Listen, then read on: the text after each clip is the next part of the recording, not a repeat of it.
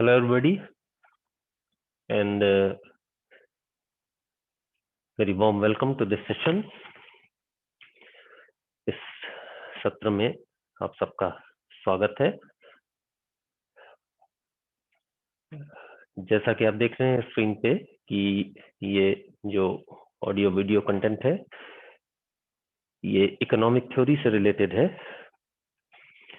और मुख्य रूप से ये दीनदयाल उपाध्याय गोरखपुर विश्वविद्यालय के बीकॉम प्रथम वर्ष के जो छात्र हैं उनकी आवश्यकताओं को ध्यान में रखते हुए तैयार किया गया है। तो बहुत स्वाभाविक है कि इसमें उनके रिक्वायरमेंट के हिसाब से चीजें ज्यादा होंगी। So all those who are watching this or listening to this session, this content is primarily aimed at or meant for the students of BCom Part 1 of Deen Dayal Upadhyaya Gorakhpur University. And keeping in view the requirements of such students, the content has been prepared. So obviously it will be much useful for those particular students, but otherwise other students may also be benefited with the content of this session. And the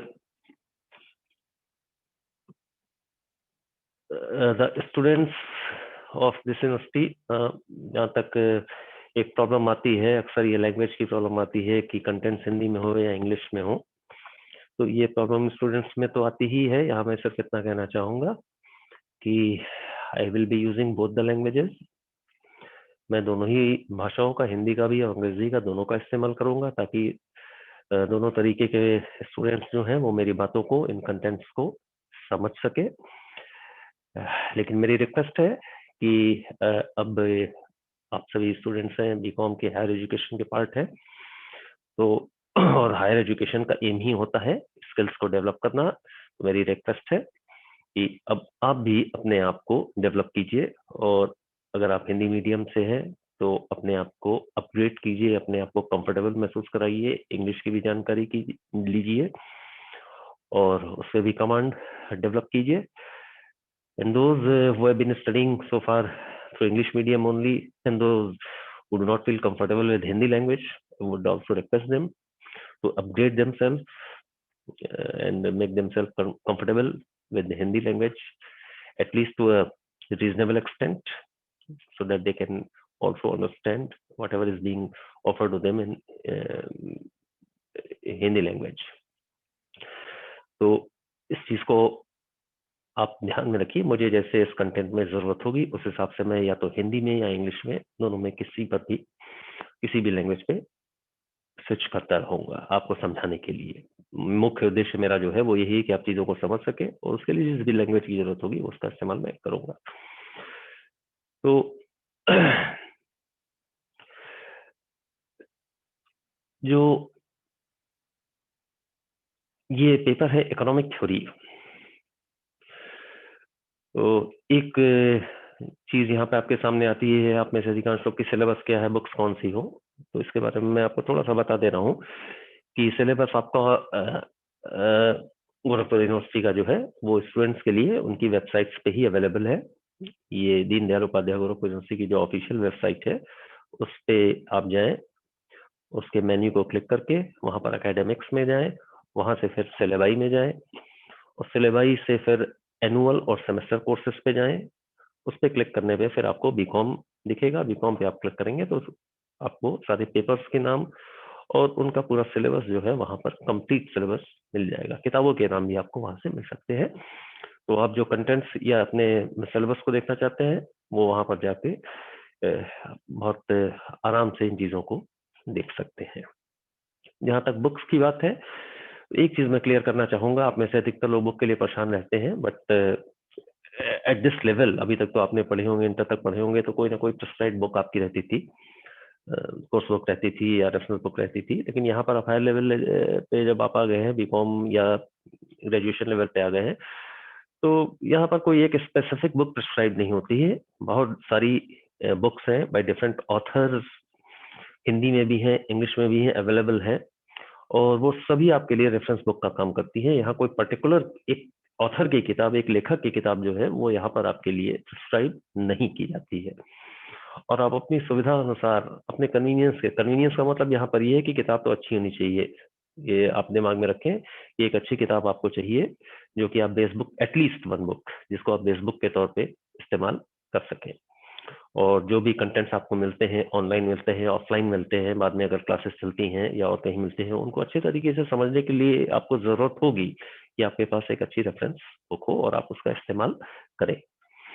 तो किताबों के बारे में, आप जो भी किताब आपके लिए कंफर्टेबल हो, कंफर्टेबल इस सेंस में कि जो कंटेंट्स आपके सिलेबस में है वो कंटेंट्स उस किताब में हो, और दूसरा उस किताब की लैंग्वेज आपके लिए कंफर्टेबल हो, उसको आप आसानी से समझ सकें, ऐसी कोई भी किताब आप ले सकते हैं। इकोनॉमिक थ्योरी पे भी बहुत सारे ऑथर्स की किताब हिंदी में भी उपलब्ध है, and it is also available in English as well. और कंटेंट्स इसके वही हैं जो इकोनॉमिक थ्योरी आपका सिलेबस है, इसके कंटेंट्स वही हैं जो प्रिंसिपल ऑफ इकोनॉमिक्स में होते हैं, या मोस्टली जो बिजनेस इकोनॉमिक्स के जो कंटेंट्स हैं, कंटेंट तो वही है। तो कोई भी अच्छी किताब आप ले सकते हैं, बस ये ध्यान रखिएगा कि ये गाइड बुक या मेडिजी टाइप की किताबें मत लीजिएगा, एक प्रॉपर अच्छी रेफरेंस बुक लीजिए और उसका इस्तेमाल कीजिए, और एड टू योर नॉलेज, अपने ज्ञान को बढ़ाइए। So with these words, I would like to begin our journey. So let's begin our journey to this world of economic theory. आज हम लोग खाली इकोनॉमिक के इंट्रोडक्टरी एस्पेक्ट को देखेंगे, ताकि आप लोग में से जो लोग इस विषय से, इस सब्जेक्ट से अभी तक बहुत परिचित नहीं है, फैमिलियर नहीं है, वो इससे थोड़ा कंफर्टेबल हो जाए। हालांकि आप में से अधिकांश लोगों ने इसको इंटरमीडिएट लेवल पे पढ़ा ही होगा कि इकोनॉमिक्स क्या है, लेकिन फिर भी एक आप कह लें कि उस आपकी मेमोरीज को रिफ्रेश करने के लिए यहाँ पर हम इंट्रोडक्टरी पार्ट में इसी चीज को ले रहे हैं कि what economics is all about. We are not going to define it right now, but we will try to understand what economics altogether is. So, ordinarily said, अगर सामान्य भाषा में हम बातचीत करें कि अर्थशास्त्र क्या है, तो अर्थशास्त्र आर्थिक क्रियाओं से संबंधित है। It is related to economic activities of mankind, of human beings. मनुष्यों की जो आर्थिक क्रियाएं हैं उनसे संबंधित है। तो human beings, economic activities of human beings, activities can be classified broadly into economic or non-economic activities, and how you are going to differentiate between them. So any activity which involves some sort of or money, or in any form, money in any form, that can be related to economic activity. You go to market, you buy something, you are engaged in an economic activity. The person selling something, the person is also involved in some kind of economic activity. तो आर्थिक क्रिया तो यही होती हैं जहां पर मुद्रा का किसी भी रूप में या धन का किसी भी रूप में इन्वॉल्वमेंट होता है, उनको मोटे तौर पर हम कह देते हैं ये आर्थिक क्रियाएं हैं। वो धन कमाने या खर्च करने से संबंधित हो सकती हैं। और नॉन इकोनॉमिक एक्टिविटीज में वो एक्टिविटीज, वो आर्थिक क्रियाएं, वो अनार्थिक क्रियाएं होती हैं, ये वो क्रियाएं इसके अंतर्गत आ जाती हैं। वो सारी एक्टिविटीज आ जाती हैं जिनका संबंध सीधे धन से नहीं होता बल्कि और चीजों से हो सकता है। बहुत सारे काम हम अपनी फीलिंग्स, अपने इमोशंस, अपने मूड्स की वजह से भी करते हैं, उनको हम नॉन इकोनॉमिक एक्टिविटीज की कैटेगरी में रख देते हैं, रख सकते हैं। बहुत साधारण शब्दों में कहें, मंदिर जाना या पूजा करना, ये सब भी चीजें नॉन इकोनॉमिक एक्टिविटीज में आ सकती हैं। तो एक ही क्लासिफिकेशन है यहाँ ह्यूमन एक्टिविटीज का, इकोनॉमिक और नॉन इकोनॉमिक एक्टिविटीज के बीच में। हालांकि कभी कभी ये बड़ा मुश्किल हो जाता है कि हम इन दोनों एक्टिविटीज के बीच में अंतर कर सकें। Become sort of difficult to differentiate the activities, क्योंकि एक्टिविटीज जो है वो उनमें कुछ इकोनॉमिक एलिमेंट भी होता है और नॉन इकोनॉमिक एलिमेंट भी हो सकता है, दोनों हो सकता है। तो sometime it becomes difficult to differentiate this activities, but still this gives us a reasonable, a fair idea of at least what economics is all about. तो अर्थशास्त्र क्या है, किस चीज से अपने मूल रूप से संबंधित है, इसको समझने के लिए अगर हम चाहें तो हम ये कह सकते हैं कि अर्थशास्त्र आर्थिक क्रियाओं का अध्ययन है। It is the study of economic activities. So we are beginning with this statement that this economics is study of economic activities. Obviously फिर वही टर्म इकोनॉमिक तो आ ही गया, तो आखिर इकोनॉमिक है क्या, इकोनॉमी है क्या, थोड़ा इस चीज को अगर हम समझ लें तो शायद चीजों को समझने में हमें आसानी होगी कि इकोनॉमिक्स क्या है, इकोनॉमिक एक्टिविटीज क्या है, ये चीज शायद हम ज्यादा अच्छे तरीके से तब समझ पाएंगे। तो उसके लिए हम एक दूसरी तरफ चलते हैं। Economics, it is related to economic system. अर्थशास्त्र जो है वो अर्थव्यवस्था के तंत्र से या आर्थिक तंत्र से संबंधित है। तो क्या है भाई ये आर्थिक तंत्र, क्या है, what is this economic system? So consider your society, the society in which you live. We live in a certain society, एक समाज में हम रहते हैं। इट कंसिस्ट ऑफ इंडिविजुअल्स और ग्रुप्स, मेनी पीपल। समाज में सभी तरीके के लोग होते हैं, व्यक्ति समूह सब होते हैं, और ये सभी लोग, all these individuals or all these people, they obviously they have to work for their livelihood। अपनी रोजगार के लिए, अपना जीवन यापन करने के लिए, आजीविका के लिए कुछ ना कुछ उन्हें काम करना पड़ता है, और वो ये काम करते हैं, परिश्रम करते हैं, और वो कहीं अपनी सेवाएं देते हैं, कहीं मेहनत करते हैं। And in this course of action they are involved in production of certain goods or services। तो ये समाज के अलग अलग तबके के या अलग अलग लोग जो हैं, ये जो काम कर रहे हैं, ये गुड्स, सर्विस, वस्तुओं और सेवाओं, इनके उत्पादन में अपना कंट्रीब्यूशन कहीं ना कहीं करते रहते हैं। ये कंट्रीब्यूशन मेंटल लेबर के फॉर्म में भी हो सकता है या फिजिकल लेबर के फॉर्म में भी हो सकता है, किसी भी तरीके से हो सकता है। तो ये अपना कंट्रीब्यूशन उस तरीके से देते रहते हैं, और ये काम करने के बदले में इन्हें जो रेम्युनरेशन मिलता है, जो सैलरी के फॉर्म में, वेजेस के फॉर्म में, या किसी भी और फॉर्म में, किसी भी फी के फॉर्म में आप कह सकते हैं, कोई भी नाम दे सकते हैं, उनको वो रेम्युनरेशन, वो अपने परिश्रम की, उनका जो मेहनताना है आप कह सकते हैं, वो मिलता है। जो आय होती है, अर्निंग होती है उनकी, उस अर्निंग से वो अपनी आवश्यकताओं की पूर्ति करते हैं, आवश्यकताओं को पूरा करते हैं। तो ये एक, आप कह सकते हैं, एक साइकिल है, एक चक्र सा है ये सोसाइटी का। इस सोसाइटी में बहुत से लोग जुड़े हैं, वो लगातार अपने रोजगार के, अपनी आजीविका के लिए काम कर रहे हैं। काम करने में प्रोडक्शन हो रहा है, कुछ चीजें उत्पादित हो रही हैं, जो लोग काम कर रहे हैं उनको इनकम मिल रही है, अर्निंग हो रही है। उस अर्निंग को अपनी नीड्स पूरा करने के, नीड्स कैसे पूरी होंगी, नीड्स पूरी होंगी जो प्रोडक्शन हुआ है गुड्स का या सर्विसेज का, उनको परचेस करने में। तो ये एक साइकिल सा बन जाता है सोसाइटी का, ये साइकिल लगातार चलता रहता है। इन लोगों को हम फैक्टर्स ऑफ प्रोडक्शन के रूप में भी दे सकते हैं, लेबर है, श्रम के रूप में भी देख सकते हैं। ये लोग एक तरीके से एक उत्पादन के एक साधन के रूप में यहाँ पर काम करते हैं। तो यही सोसाइटी, समाज का ये स्वरूप जो हम देखते हैं, this form of society can be observed at all levels. Village, गांव के स्तर पर, शहर या सिटी के स्तर पर, राज्य, देश, कंट्री, या इवन वैश्विक स्तर पर, ग्लोबल लेवल पे आप देखिए तो सोसाइटी का यही पैटर्न आपको मिलता है। जो साइकिल अभी आपने देखा, ये साइकिल एक तरीके से इकोनॉमी को इंडिकेट करता है, और यही इकोनॉमी या ये सोसाइटी का ये पैटर्न जो है, वो गांव से लेकर विश्व तक के स्तर पर अलग अलग स्वरूप में आपको दिखाई देती है। तो ये जो भी एक्टिविटीज सोसाइटी में चल रही हैं, ये इकोनॉमिक एक्टिविटीज, जो साइकिल जिसकी अभी हमने बात करी, all these economic activities, they are carried out within a certain framework which can be called an economic system। ये सारी समाज की जो क्रियाएं हैं, जो आर्थिक क्रियाएं हैं, जिस दायरे में चल रही हैं, जिस ढांचे के अंतर्गत चल रही हैं, वो पूरा ढांचा एक इकोनॉमिक सिस्टम या अर्थव्यवस्था या आर्थिक तंत्र के रूप में काम करता है। So this is economy.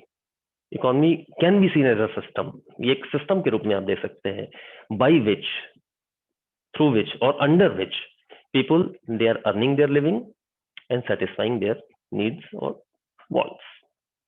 यही अर्थव्यवस्था एक तंत्र के रूप में आप उसको समझने के लिए इस्तेमाल कर सकते हैं, जिसके अंतर्गत लोग काम करते हैं, अपनी आजीविका कमाते हैं और अपनी आवश्यकताओं की पूर्ति करते हैं। इकोनॉमी को इस सिस्टम के रूप में भी हम देख सकते हैं। और हमने डिफरेंट लेवल्स की अभी थोड़ी देर पहले बात की कि वो village level, city level, state level, country या ग्लोबल लेवल पे हो सकती हैं। ठीक है, ये इकोनॉमी का ये पैटर्न हर जगह काम करता है, लेकिन ऐसा नहीं है कि ये जो इकोनॉमी काम करती है, लोग काम करते रहते हैं, ये एमलेस या उद्देश्यहीन होकर काम नहीं करते हैं। इनका कोई ना कोई उद्देश्य होता है, और वो उद्देश्य जो है वो कुछ खास बातों से निर्धारित होता है। कुछ देयर आर सर्टेन कंसिडरेशंस, कुछ बातें होती हैं, इनको ध्यान में रख के ये सारे काम, ये सारी आर्थिक क्रियाएं की जाती हैं। तो किसी भी लेवल पे हो, चाहे वो गांव का लेवल हो, विलेज लेवल हो, चाहे वो कंट्री लेवल, चाहे वो ग्लोबल लेवल हो, all these economic activities when they are being carried out, there must be certain considerations, there must be certain objectives, there must be certain focal points. यहाँ economics की जब हम बात करते हैं तो वहां हम इस चीज को, इन कंसिडरेशंस को, इन ध्यान रखने योग्य बातों को हम बेसिक इकोनॉमिक प्रॉब्लम्स, मूलभूत आर्थिक समस्याओं के नाम से समझाते हैं। और ये मूलभूत आर्थिक समस्या क्या है?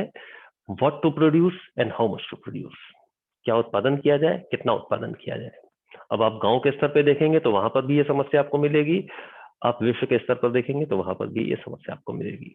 हाउ टू प्रोड्यूस, किस तरीके से उत्पादन किया जाए।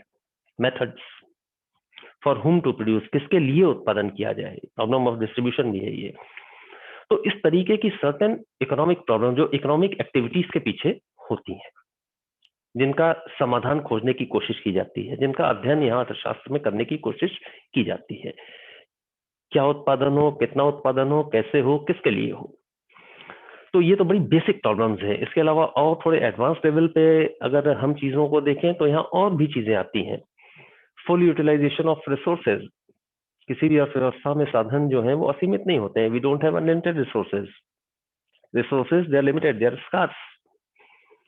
तो साधन सीमित हैं, दुर्लभ हैं, तो उनका सही तरीके से इस्तेमाल होना चाहिए, और सही तरीके से प्रॉपर एलोकेशन भी होना चाहिए, और साथ ही फुल यूटिलाइजेशन भी होना चाहिए। पूरी तरीके से, पूरी क्षमता के साथ उनका इस्तेमाल भी होना चाहिए। ये भी एक समस्या है अर्थव्यवस्था की।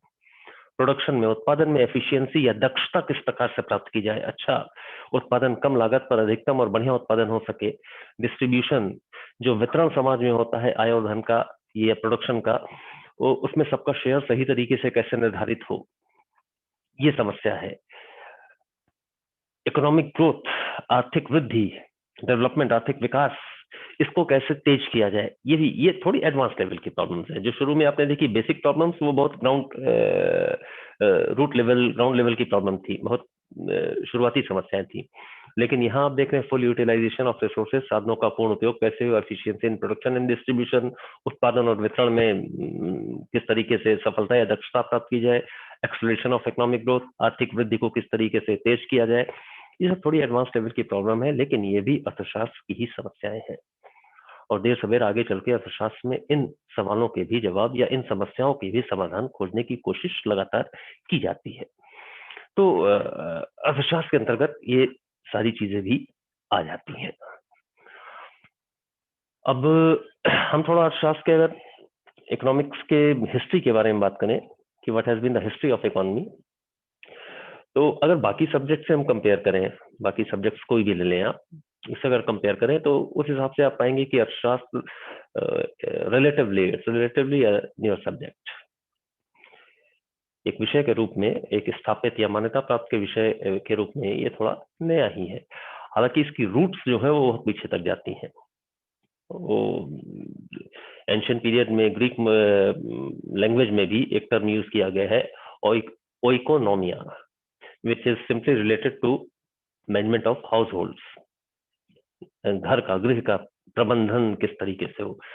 जो अभी थोड़ी देर पहले मैंने बात कही कि रिसोर्सेज बड़े लिमिटेड होते हैं किसी भी हाउस होल्ड या किसी भी घर के संदर्भ में, बात अक्षरशः लागू होती है कि किसी भी हाउस होल्ड के रिसोर्सेज जो है वो लिमिटेड होते हैं, जबकि उनकी नीड्स बहुत ज्यादा होती है।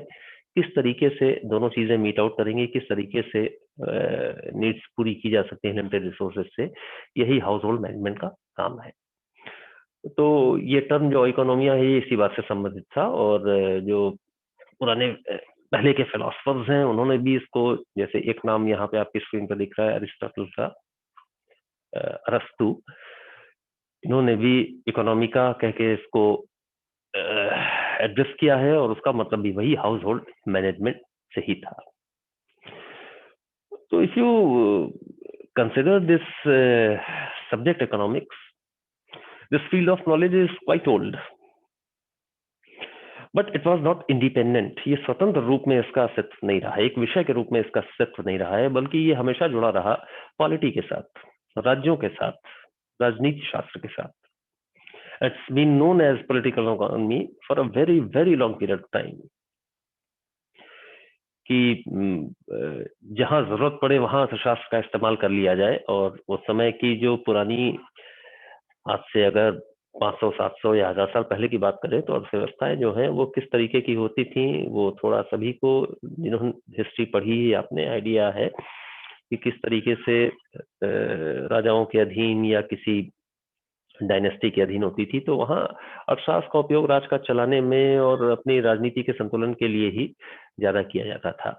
तो इकोनॉमिक्स का कोई अपना वजूद, कोई अपना इंडिपेंडेंट एग्जिस्टेंस यहाँ पर नहीं था। हालांकि the subject matter of the economics that was used for convenience of administration and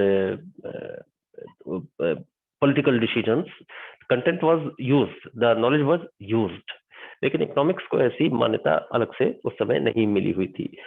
आप अपने भारतवर्ष के संदर्भ में ले तो चंद्रगुप्त मौर्य के काल में ही जो कौटिल्य का अर्थशास्त्र है और जिसके सूत्र वाक्य आज भी हमारे सामने रह के आया करते हैं, वो भी इसी बात से संबंधित है। लेकिन उस समय भी ये इसका संबंध ज्यादा जो था, कौटिल्य ने भी इसका जो अर्थशास्त्र प्रस्तुत किया है, वो उसके भी सूत्र जो है वो कहीं ना कहीं पॉलिटी से या पॉलिटिकल साइंस से ही जुड़े हुए हैं।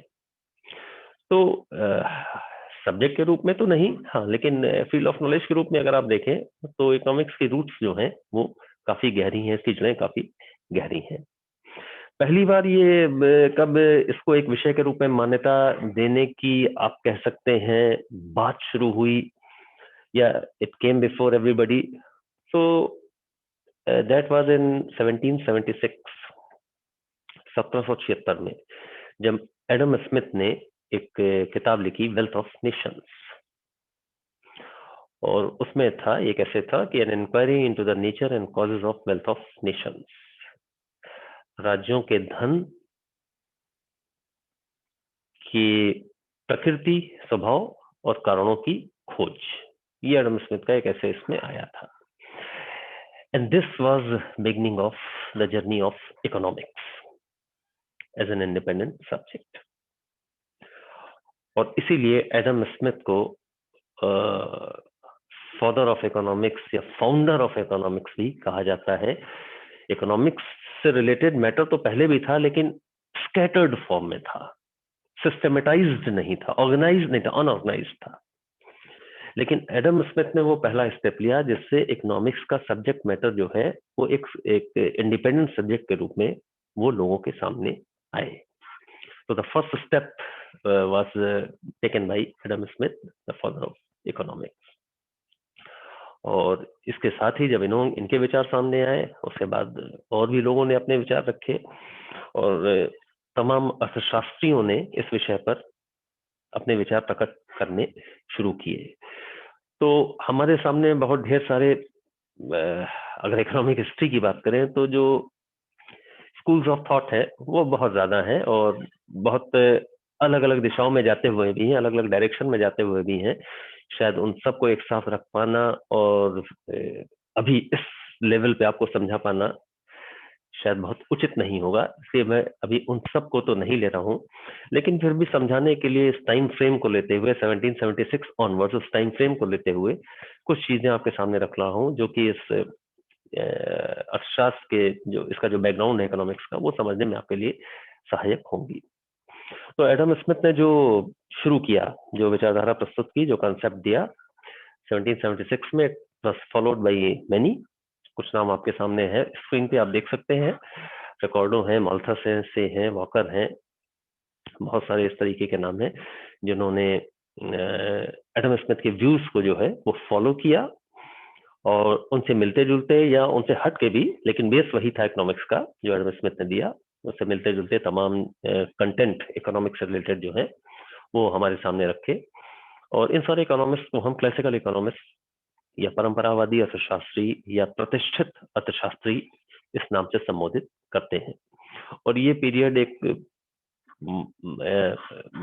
ब्रॉड सा ये कैटेगराइजेशन है कि 1776 से लेके 1850 तक इस पीरियड में इन क्लासिकल इकोनॉमिस्ट ने अपना कंट्रीब्यूशन दिया और इकोनॉमिक्स का कंटेंट या इकोनॉमिक की थ्योरीज जो थी अपने हिसाब से डेवलप करने में काफी मदद की।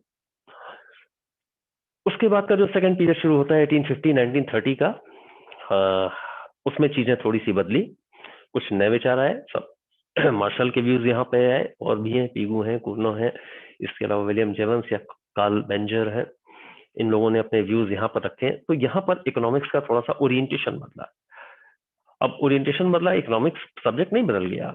देखिए जो 1776 से 1850 का पीरियड था उसमें ऑब्वियसली इकोनॉमी का एक पैटर्न था, अर्थव्यवस्था की एक तरीके की समस्याएं थी, कुछ अलग तरीके की समस्याएं थी। 1850 ऑनवर्ड्स का पीरियड जो था वो थोड़ा अलग था, उसमें समस्याएं वो बदली, उनको देखने का नजरिया बदला, समाधान का नजरिया बदला, और ऑब्वियसली लोगों की एनालिसिस का तरीका बदला।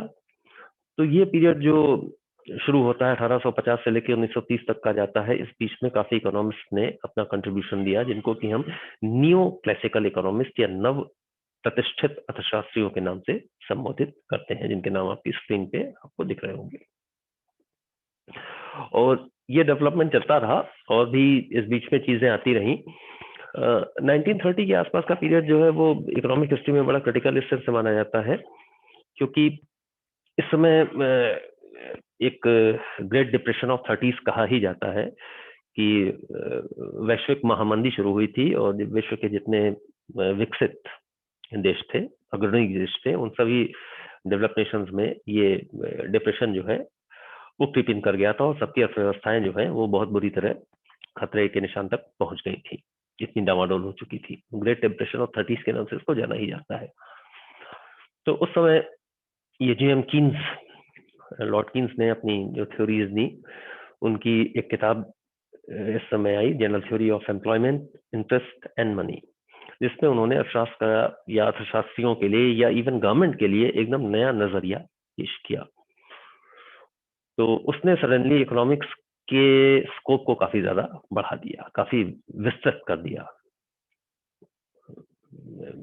अगर बहुत आसान शब्दों में कहें, it simple pave the way for the expansion of economics as a subject. तो कीन्स का कंट्रीब्यूशन बहुत खास रहा है इस मामले में, और फिर उस पैटर्न पे और लोगों ने भी काफी इकोनॉमिक्स की थ्योरीज या उनके एक्सप्लेनेशंस या इकोनॉमिक इवेंट्स के बारे में या इकोनॉमी से रिलेटेड और इश्यूज जो थे उन पर अपना काफी काम किया है, और इनको हम कीन्सियन इकोनॉमिक्स के नाम से जानते हैं। तो ये पीरियड 1930s का है, 36 ऑनवर्ड्स का है। और उसके बाद एक पीरियड पोस्ट कीन्सियन इकोनॉमिक्स का है, जो कीन्स की एरा के बाद या कीन्स के टाइम पीरियड के बाद जिन्होंने अपना कंट्रीब्यूशन देना शुरू किया, उसे मॉडर्न इकोनॉमिक्स तक भी आ जाते हैं। आप देख सकते हैं, उसे पॉल सैमुअल्सन का भी नाम है, मिल्टन फ्रीडमैन का भी नाम है, क्रूगमैन का भी नाम है, तमाम जो है। तो ये बात का पीरियड है, और खास बात ये है कि एक तो ग्रेट डिप्रेशन ऑफ 30s, उसके बारे में मैंने आपको अभी बताया, वो तो था ही, और 40s में जो ये द्वितीय विश्व युद्ध हुआ, उसने जितने भी countries, all the nations which were involved in this world war or who were affected by this world war, उन सब की इकोनॉमीज जो हैं वो बुरी तरीके से चरमरा गई थी, और एक खाली अर्थव्यवस्था क्या, पूरे देश की ही हालत बड़ी गंभीर हो गई थी। तो उनके सामने एक चैलेंज था, कैसे अपनी इकोनॉमी को फिर से उठाया जाए, कैसे अपने पैरों पर उसको खड़ा किया जाए। तो आप कह सकते हैं पूरा एक तरीके से रिस्ट्रक्चरिंग ऑफ इकोनॉमी आप कह सकते हैं, कि नए सिरे से उसका निर्माण करना था उनको। तो वो काफी बड़ा चैलेंज था, और ऑब्वियसली जब ये एक नई समस्या सामने आई तो अर्थशास्त्रियों का भी नया नजरिया सामने आया। तो बात के अर्थशास्त्रियों ने अपना जो अर्थव्यवस्था को आगे बढ़ाने के लिए जो मॉडल्स, जो थ्योरीज दी हैं, वो कीन्सियन एरा में वो ये आपके सामने मिलेंगे आप जब इकोनॉमिक्स में जाएंगे। तो मोटे तौर पे तो ये 4 क्लासिफिकेशन मैंने आपके सामने रखे हैं। Nature of explanation given by the economist, classical, neo classical या कीन्सियन या पोस्ट कीन्सियन इकोनॉमिस्ट, ये दिया है। तो ये सिर्फ एक समझने के लिए है कि अलग अलग समय पर जो है सर्टेन कंसेप्ट रहे हैं इकोनॉमी के, और सारे इकोनॉमिक्स ने उसी हिसाब से चीजें प्रस्तुत की हैं। इकोनॉमिक्स की अगर हम बात करें, जैसे आपके पेपर का नाम ही है economic theory, so economic theory, what is theory? Theory is something which explains the relationship. What relationship? The cause effect relationship. कोई भी सिद्धांत जो है, अगर हम विज्ञान की बात करें, साइंस की बात करें, उसकी कोई भी सिद्धांत होता है, वो कारण और परिणाम में संबंध स्थापित करता है. और क्यों करता है? So that we can get a logical framework for analysis. हम चीजों को समझने के लिए, उनका विश्लेषण करने के लिए एक हमारे पास लॉजिकल फ्रेमवर्क एक मौजूद हो, इस चीज के लिए थ्योरी का कंट्रीब्यूशन होता है. तो थ्योरीज का बेसिक फंक्शन यही है, और इकोनॉमिक थ्योरी का भी बेसिक फंक्शन यही है. Economics, it also comprises a set of theories which also explain the relationships. Relationships regarding what? Regarding economic events. So economic theories, they are concerned with explaining economic events, and they provide economic tools. वो हमें आर्थिक, आप कह सकते हैं कि यंत्र उपलब्ध कराती हैं, टूल्स हमें प्रोवाइड कराती हैं. And for what? For understanding and analysing such economic events, ताकि हम इन आर्थिक घटनाओं का विश्लेषण कर सकें, उनको समझ सकें. And also these theories also contribute a lot for policy framing, कि जो आर्थिक समस्याएं हैं उनका समाधान अगर होना है, जो आर्थिक घटनाएं हैं उनकी वजह से कोई समस्या हो रही है और उसका समाधान अगर हमें करना है, तो उसके लिए जो पॉलिसी होनी चाहिए, पॉलिसी फ्रेमिंग के लिए क्या चीजें जरूरी हैं, इसके बारे में समाधान भी प्रस्तुत करने में हमारी मदद करती है. तो इस हिसाब से अगर आप देखिए तो इकोनॉमिक्स का दायरा तो बहुत विस्तृत हो जाता है, बहुत विस्तार आ जाता है. कि शुरू तो हमने किया कि खाली आर्थिक क्रियाओं का अध्ययन है, लेकिन यहां तक आते आते हम पॉलिसी फ्रेमिंग तक पहुंच गए, कि किस तरीके से नीतियां बनाई जाए, यहां पहुंच गए. तो ये है कुछ नहीं, है सिर्फ ये कि अर्थव्यवस्था का स्वरूप लगातार बदलता गया है. अर्थव्यवस्था का स्वरूप बदलता गया, अर्थव्यवस्था के सामने नई नई समस्याएं आती गई, अर्थव्यवस्था के सामने नए नए तरीके आते गए. और जैसे जैसे ये सारे बदलाव होते गए, वैसे वैसे अर्थशास्त्र जो विषय है, उसकी सामग्री में, उसकी विचारधाराओं में भी लगातार बदलाव होते रहे. और ये चीज आपके सामने सबसे अच्छे तरीके से तब आती है जब आप अर्थशास्त्र की परिभाषाओं का अध्ययन करते हैं. When you go on to explain economics on the basis of various definitions given at different times, तब आप इस चीज को और ज्यादा अच्छे तरीके से समझ सकते हैं. अलग अलग समय पर इकोनॉमिक्स या अर्थशास्त्र की जो परिभाषा दी गई है, उसका ओरिएंटेशन, उसका फोकस, उसका कंसंट्रेशन एक अलग एस्पेक्ट पे रहा है. जस्ट टू बिगिन विथ, हमने एडम स्मिथ की बात की थी. उनका ओरिएंटेशन वेल्थ पे था, धन, वेल्थ, धन. उनकी जो परिभाषा थी वो धन से संबंधित थी. It was related to wealth only. और उस समय उनके जो फॉलोअर्स या सपोर्टर्स या उनके कंटेम्पररीज जो थे, उनके समकालीन अर्थशास्त्री थे, उन्होंने भी जो परिभाषाएं दी वो घुमा फिरा कर वेल्थ या धन पर ही केंद्रित थी. तो वो एक पीरियड था जो चला. उसके बाद में मार्शल और उनके जो कंटेम्पररी इकोनॉमिस्ट थे या उनके फॉलोअर्स या सपोर्टर्स थे, उन्होंने जो परिभाषाएं दी, those definitions were concerned with the welfare of mankind, human beings, human welfare. So these definitions were categorized as welfare oriented. अब देखिए शिफ्ट हो गया यहाँ डेफिनेशंस में. एक तरफ जो 18वें दशक के शुरुआत की जो परिभाषाएं थी वो वेल्थ या धन से संबंधित रही थी अर्थशास्त्र में, और उसके बाद में आते आते वो परिभाषाएं थोड़ा शिफ्ट हो गया धन से ह्यूमन वेलफेयर या